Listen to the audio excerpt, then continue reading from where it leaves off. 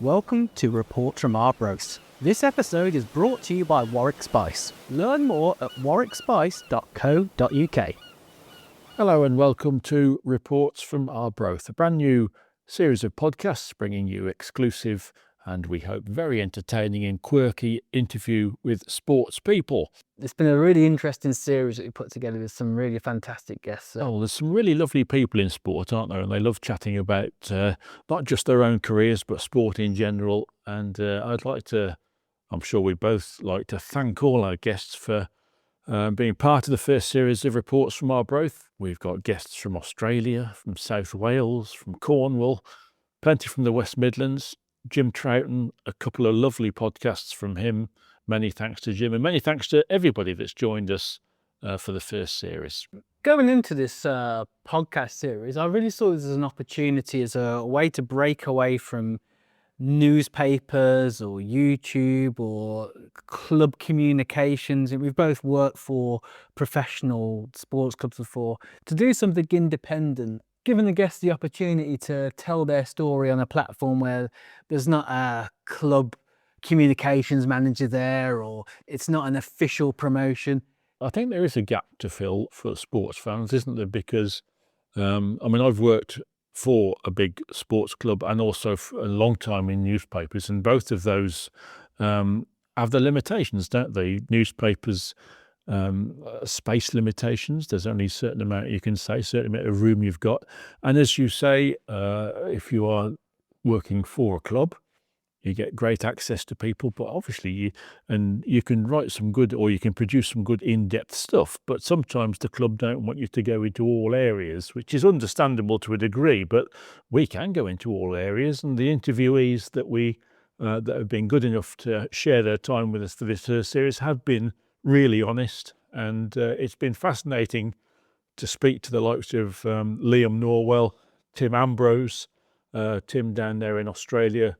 One of my favourites as well, I think, of the series, with respect to all the interviewees, who are all great, but Steve Igrizovic, which fused together his love of cricket with, of course, his immense career in football. And so many people, of course, are very much in love with both sports and follow both sports. Another real favourite of mine, I have to say, is the long chat we had with Alan Jones, former Glamorgan batsman for 26 years, and a terrific guy, as well as a terrific batsman who really should have played for England, and some of his memories from over the years, partly because they're just really interesting in their own right. But of course, it is a world that has been lost because sport has changed so dramatically, and cricket, possibly most of all sports, has been transformed in the last 25 years. So yeah, some fascinating stuff. Equally so with our very first one from Ollie Hannon-Dolby. That's a lovely chat from Ollie, just looking into somehow the precarious nature of life as a cricketer as well. Great life being a pro cricketer,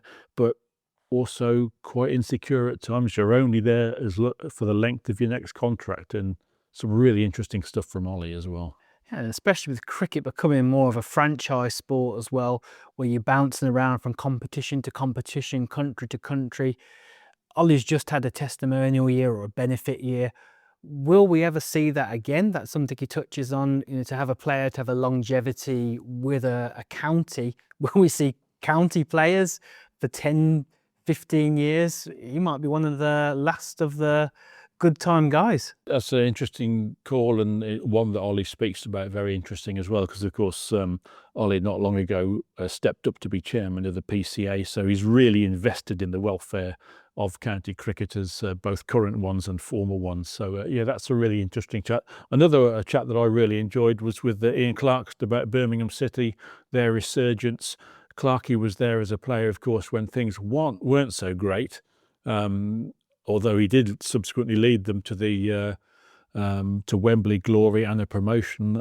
He was also part of the squad that used to have to turn up at St Andrews on a Friday afternoon, hoping that they'd be paid. I think Blues have been through one or two dips, haven't they? But all going well at St Andrews now, and hopefully that'll continue. And just going back to what you said about Ollie at the PCA and looking after younger players, our chat with Jimmy Walker also touched on that too. What he's going on to now in a different way to Ollie Hannon-Dolby, he's trying to look out for young pros and help guys that maybe don't make it past academy levels or don't get through trials and try to help young professionals to kick onto different clubs, different opportunities, or in some cases, different careers. And I didn't see that conversation coming from Jimmy, to be honest. And it was a really interesting listen. Well, Wacker, of course, has created his foundation, the JW23 Foundation, to support both ex-players and also players whose careers end early for various reasons, either through injury or just because they get rejected by their clubs. And there's an awful lot of footballers that come into that category. But yeah, Jimmy lived a very colourful life during his playing career, as he shares with us. But also, he's now really trying to give something back with his foundation. And again, the Jimmy Walker interview, like the Ollie Hannon Derby one, it just shines a light on how professional football and cricket, they're great careers, they're great things to aspire to be. But my word, it's not all glamour. It's a beautiful way to end this teaser, I think. So look out for the series as we publish week by week. And also check out our website, where both Brian and I will be publishing a series of blogs, thoughts, musings, rants, and everything else in between. And thank you to everyone over the years that always followed Reports from Arbroath when I was tweeting and blogging for the Birmingham Post and Mail. Reports from Arbroath are back. Reports from Arbroath is an Orion Creative Services production. To listen to more episodes, to read our blog, or to join our mailing list, please visit reportsfromarbroath.com.